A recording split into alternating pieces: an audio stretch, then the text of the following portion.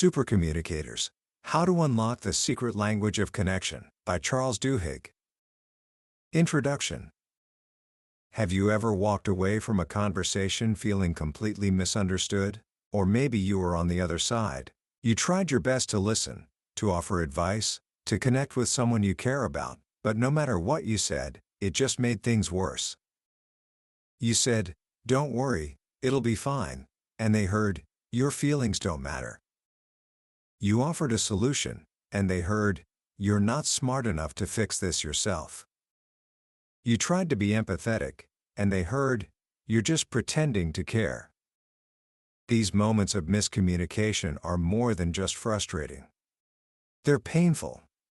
They can damage our relationships, stall our careers, and leave us feeling lonely and isolated in a world that's more connected, yet more divided, than ever before.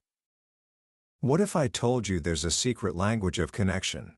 A set of hidden rules that govern every single human interaction, from a high-stakes negotiation to a quiet chat with your best friend. A language that some people, the supercommunicators, seem to know instinctively. They're the ones who can walk into any room and make people feel heard, understood, and valued. They're the friends you call when you have a problem, the colleagues who lead without authority, the people who can effortlessly bridge divides and turn conflict into connection. But here's the most important part. This isn't a superpower they were born with. It's a skill. And it's a skill you can learn. Today, we are diving deep into the work of Pulitzer Prize-winning journalist Charles Duhigg. He's the mind behind the international bestseller The Power of Habit, a book that has sold over 10 million copies and changed the way we think about human behavior. But after years of studying habits, Duhigg turned his attention to an even more fundamental question: what makes a good conversation work? He spent years interviewing CIA agents, top neuroscientists, the creators of hit TV shows, and NASA psychologists to unravel this mystery. The result is his groundbreaking book, Supercommunicators. And I promise you this, by the end of our time together, you'll understand the 3 hidden conversations that are happening underneath every single discussion you have. You will learn the simple framework that supercommunicators use to connect with anyone, in any situation. And you will walk away with a new understanding of the most important skill you can ever master, the art of true human connection. So, let's begin with a story that has all the makings of a Hollywood thriller. It's about a young CIA officer, a secret mission, and a conversation that had to succeed, or his career, and perhaps a life, would be lost. Book summary. Imagine you're in your early 30s, and you've landed your dream job. You're a case officer for the CIA. But there's a problem. You're terrible at it. This was the reality for a young man named Jim Lawler. It was the early 1980s, and his one job was to recruit spies, to build trust with foreign officials and convince them to share their country's secrets. But after months of trying, he had nothing to show for it but a series of embarrassing failures. He once tried to recruit a woman who, it turned out, was a KGB agent trying to recruit him. His career was on the line. Then, a breakthrough. A young woman named Yasmin, who worked in the foreign ministry of a country hostile to the U.S., was visiting Europe. She was lonely, disillusioned with her government's oppressive regime, and she needed money. Lawler, posing as an oil speculator, befriended her. He offered her a part-time consulting gig, a cover for their real work. She was overjoyed. He had done it. He had recruited his first spy. But then his boss gave him an order that made his blood run cold. "Now you need to tell her you're CIA." Lawler knew it was a terrible idea. It was a death sentence. Yasmin had to understand the risks she was taking. Her government executed people for treason. But if he told her the truth, she would run. Over a tense dinner, he confessed. He wasn't an oil man, he was an American intelligence officer. He told her the U.S. wanted the same thing she did, to weaken her country's oppressive leaders. He apologized for lying. And he asked her to work for the CIA. As he spoke, he watched the color drain from her face. Her eyes grew wide with terror. She started shaking her head, whispering, "No, no, no," and then the tears came. She told him they murdered people for what he was asking. There was no way she could help. And then she fled. Lawler was crushed. His one chance, his entire career, was gone. He knew he had, at most, one more opportunity to talk to her. But how could he possibly convince her to trust him? How do you create a genuine connection with someone who sees you as a threat? This question is the very heart of Charles Duhigg's work in Supercommunicators. Because what Jim Lawler was facing is a problem we all face, just with lower stakes. How do you connect with a boss who seems distant? A friend who's pulling away? A family member you just can't seem to understand? For decades, scientists have been studying this very question, and they've discovered something remarkable. When two people truly click, something incredible happens in their brains. Their neural patterns begin to synchronize. They enter a state of what scientists call neural entrainment. Their breathing rates can match, their heartbeats align, and they start to anticipate each other's thoughts. It's as if, for a moment, they are sharing one mind. This isn't just some poetic metaphor, it's a biological reality. Our brains are wired to crave this connection. It's an evolutionary instinct that helped our ancestors form tribes, protect each other, and survive. When we connect, it feels wonderful. And when we fail to connect, it's deeply unsettling. Some people, the supercommunicators, seem to achieve this neural entrainment effortlessly. They are masters of connection. But why? What are they doing differently? To find out, researchers at Dartmouth conducted a fascinating experiment. They gathered volunteers, put them in brain scanners, and showed them confusing, silent movie clips. At first, every person's brain activity was completely different. They were all having their own unique experience. But then, the researchers put the volunteers into small groups and asked them to discuss what they had seen. After an hour of conversation, they put them back in the scanners and showed them the same clips again. This time, something had changed. The brain activity of the people within each group had started to synchronize. The act of talking had literally caused their minds to align. But here's where it gets really interesting. Some groups became far more synchronized than others. Their brain scans looked almost identical. Why? The researchers discovered that the most synchronized groups all had one thing in common, a person they called a high centrality participant. We would call them a supercommunicator. Now, you might think this person was a dominant leader, the one who talked the most. But it was the exact opposite.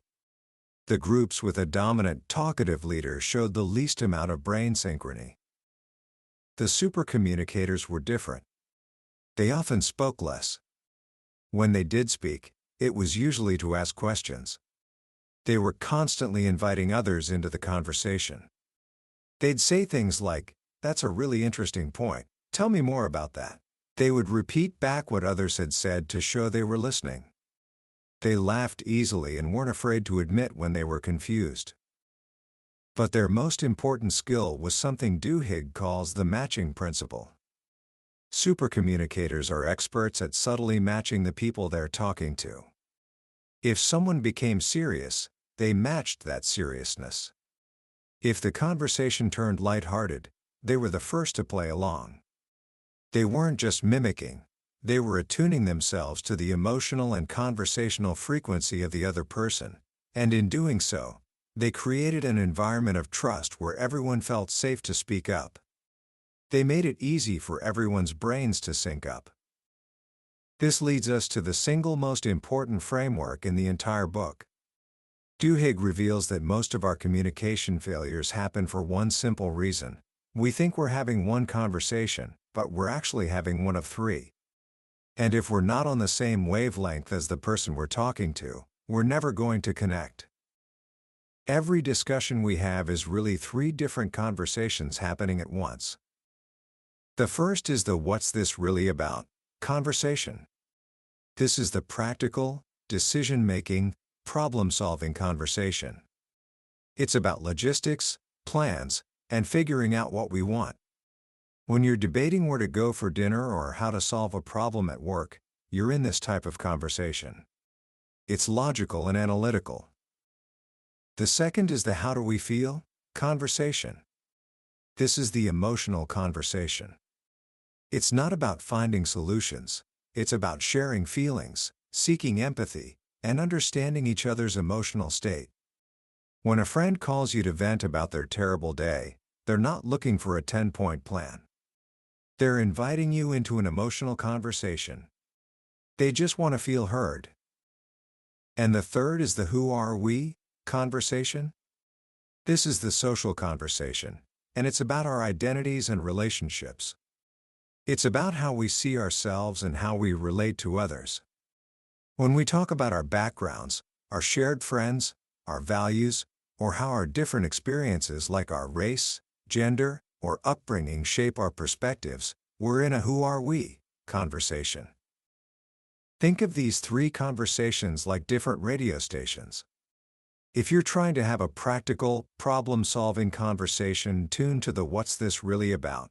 station while your partner is trying to have an emotional conversation tuned to the "how do we feel?" station, you're just going to get static. You'll talk past each other. This was exactly the mistake Charles Duhigg himself made when he first became a manager. A colleague came to him, frustrated, saying she felt her contributions were being ignored. She was trying to start an emotional conversation. She needed empathy. But Duhigg immediately jumped into problem-solving mode, suggesting new org charts and meeting structures. He was on the wrong frequency. His colleague finally interrupted him, saying, "You're not listening to me. We need to do a better job of respecting each other." She wanted to talk about feelings. He was stuck on practical fixes. They couldn't connect because they weren't having the same conversation. Supercommunicators understand this instinctively. They are masters at identifying which of the three conversations is happening at any given moment and matching that frequency. So, how do we learn to do this? Let's break down each conversation, one by one.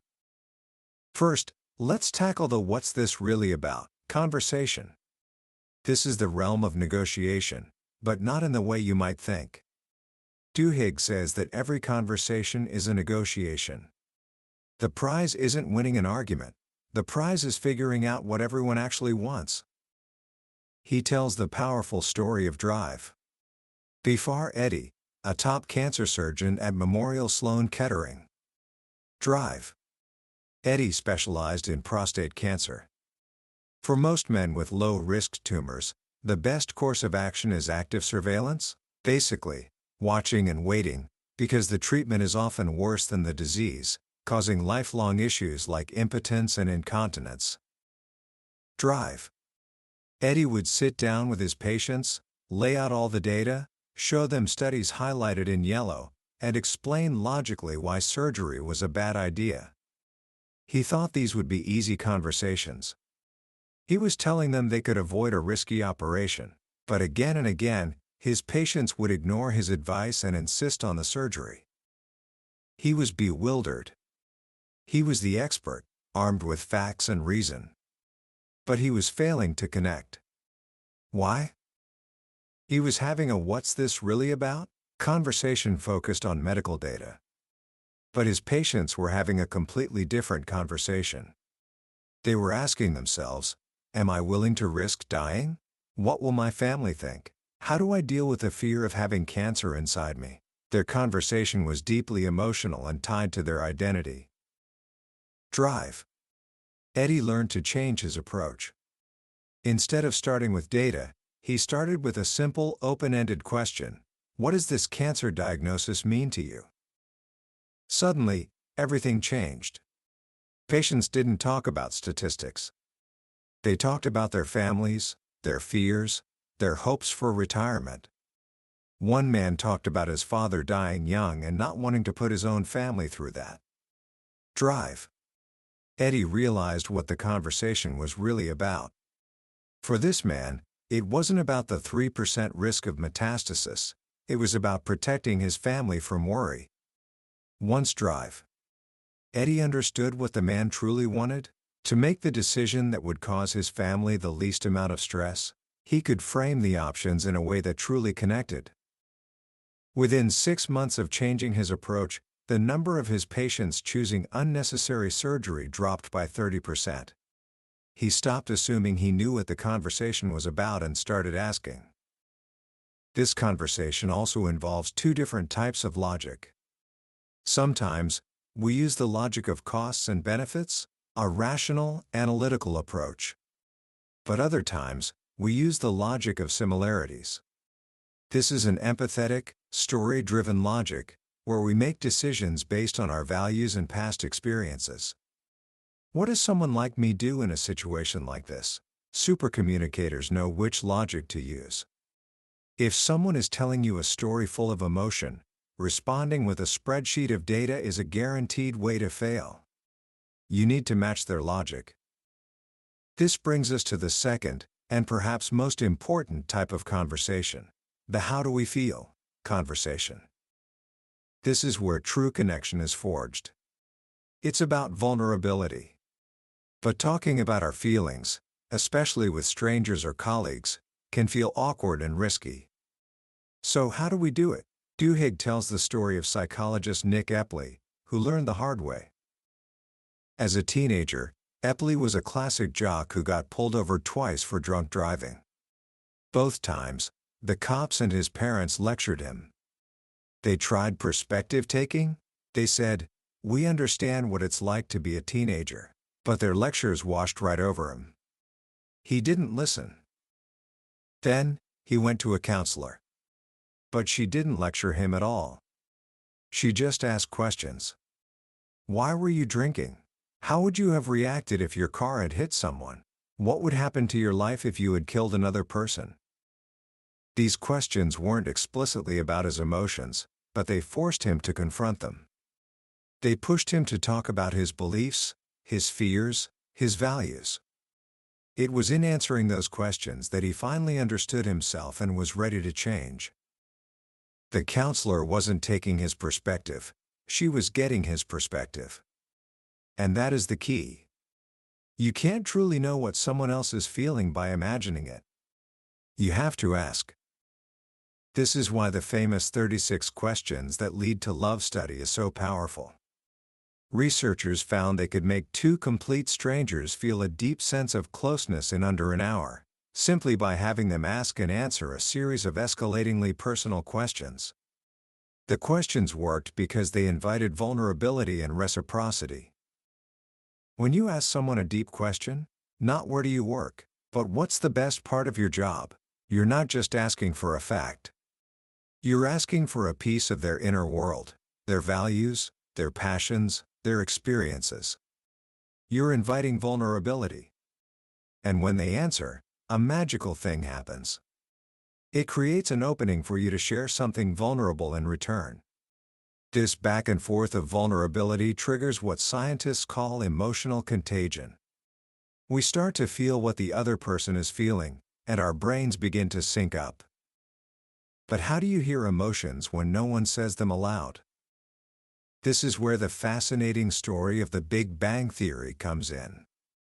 The original pilot for the show was a complete disaster. Test audiences hated it. The problem was that the characters, Sheldon, Leonard, and their friends, were designed to be emotionally clueless. They were brilliant physicists who were terrible at expressing their feelings. But a sitcom only works if the audience knows what the characters are feeling, even when they don't say it. The writers, Chuck Lorre and Bill Prady, were stuck. How do you show emotion with characters who can't show emotion? They cracked the code when they rewrote the pilot and introduced the character Penny. In the first scene where Sheldon and Leonard meet her, the conversation is just one word, repeated over and over. Penny, bright and cheerful, says, "Oh, hi." Leonard, suddenly anxious, says, "Hi." Sheldon, utterly uncertain, says, "Hi." Leonard, now panicking, says, "Hi." The words are the same, but the emotions are completely different. The actors were matching each other's volume and speed, their energy, but their tone and expression, their mood, were wildly different. And it was hilarious. The audience instantly understood. These guys are awkward, they're nervous, but they desperately want to connect. Duhigg explains that our brains are constantly, and unconsciously, scanning for two nonverbal cues in others: mood positive or negative and energy high or low. Is someone upbeat or glum? Are they agitated and loud, or calm and quiet? Supercommunicators are brilliant at this. They don't just hear the words, they hear the music behind the words. They notice someone's mood and energy, and they match it. If a friend is telling a story with high energy and a positive mood, you don't respond with a low energy mumble. You match their excitement. That's how you show them, non-verbally, "I hear you. I'm with you." This was the secret a NASA psychiatrist named Terence McGuire discovered when screening astronaut candidates for long-term space missions. Living in a tiny can for months on end requires exceptional emotional intelligence. McGuire found he could identify the best candidates by paying attention to how they laughed. When he laughed, did the candidate laugh with the same energy and mood, or was their laugh forced and out of sync? The ones who could naturally match his emotional energy were the ones who had the right stuff to build connections under pressure. Finally, we come to the third, and often the hardest type of conversation, the "who are we" conversation. This is about our identities, our race, gender, background, politics, and values. These conversations are hard because they can feel threatening. When we talk about our differences, we risk saying the wrong thing, being misunderstood, or offending someone. And we risk having our own identity attacked. Duhigg shares a powerful story about an experiment designed to see if people on opposite sides of America's most divisive issue, gun control, could have a civil conversation. Organizers brought together passionate gun rights advocates and dedicated gun control activists. They knew that a standard debate would just end in a shouting match. So, they did something different. Before anyone talked about policy, they taught them a simple technique called looping for understanding. It has 3 steps. 1. Ask a genuine, curious question to understand someone's perspective. 2. Repeat back, in your own words, what you just heard them say. 3. Ask, "Did I get that right?" This simple loop is incredibly powerful. It's not about agreeing. It's about proving that you are listening. When you can accurately summarize someone else's viewpoint, especially someone you disagree with, you send a powerful message: "I am trying to understand you." This creates a sense of psychological safety. It makes people feel heard, and when people feel heard, they become less defensive and more willing to listen in return. The organizers then asked everyone to share a personal story about why the issue of guns was so important to them.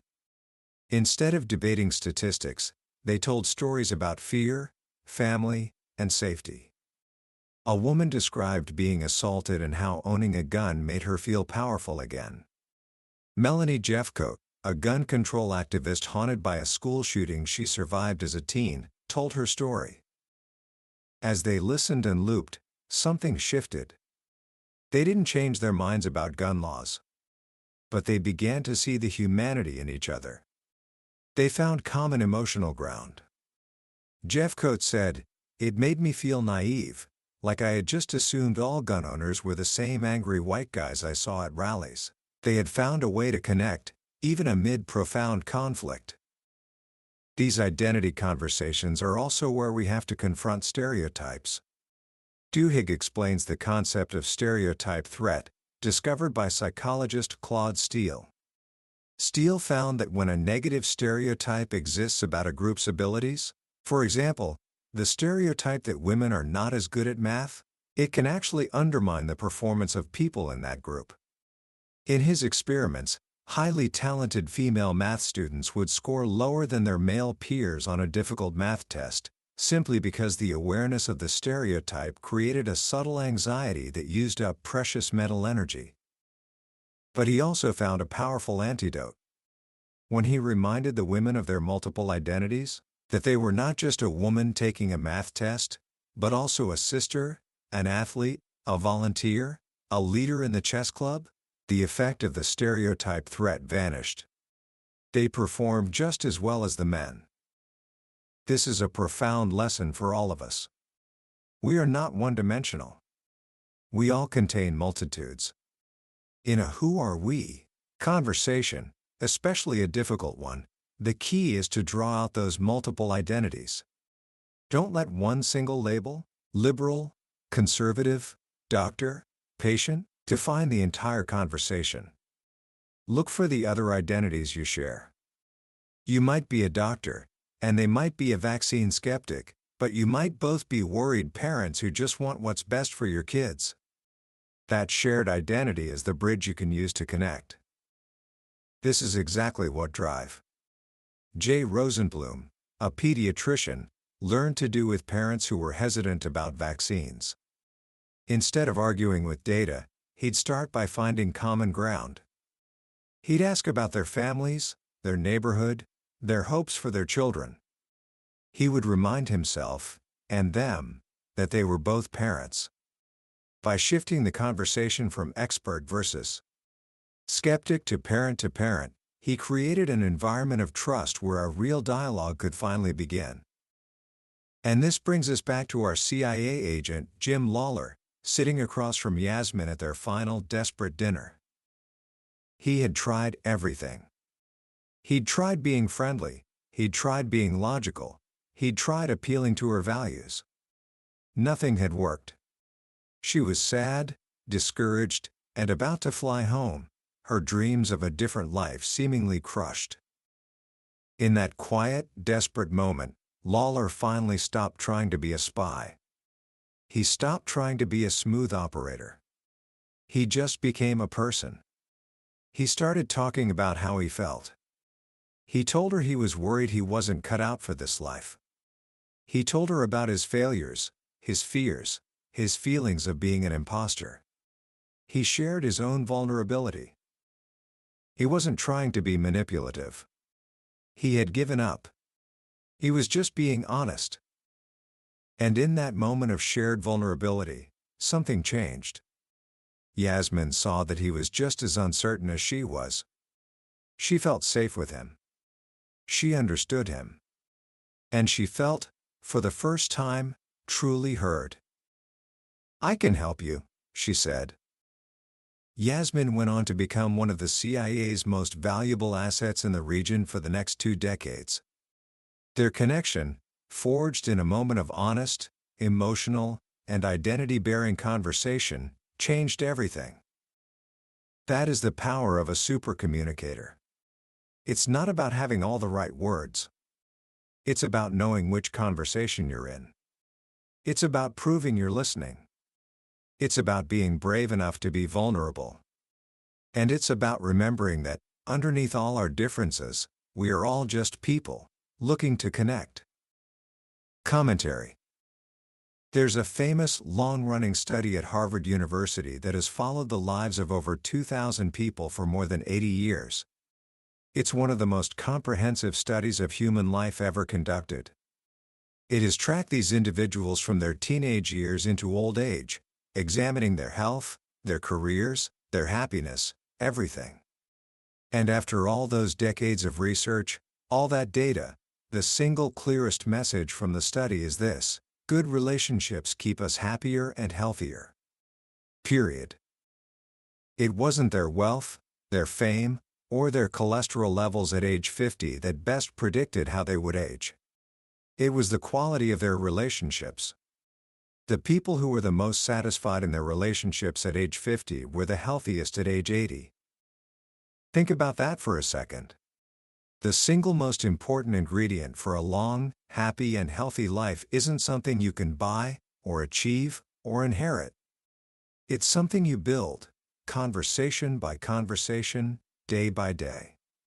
It's the quality of your connections with other people. And that is why Charles Duhigg's Supercommunicators is such an important book. It's not just a collection of interesting tips for better small talk. It is a manual for building a better life. It gives us the tools to forge the deep, meaningful connections that our brains crave and our well-being depends on. The lessons in this book are simple, but they are not easy. It takes courage to be vulnerable. It takes discipline to truly listen, to prove you're listening, especially when you disagree. It takes awareness to recognize which of the three conversations you're in and to have the flexibility to match the other person's frequency. But the beautiful thing is that these are skills. They can be practiced. You can start today. The next time you're in a conversation, just try to identify which type it is. Is it a "what's this really about" conversation, focused on a problem?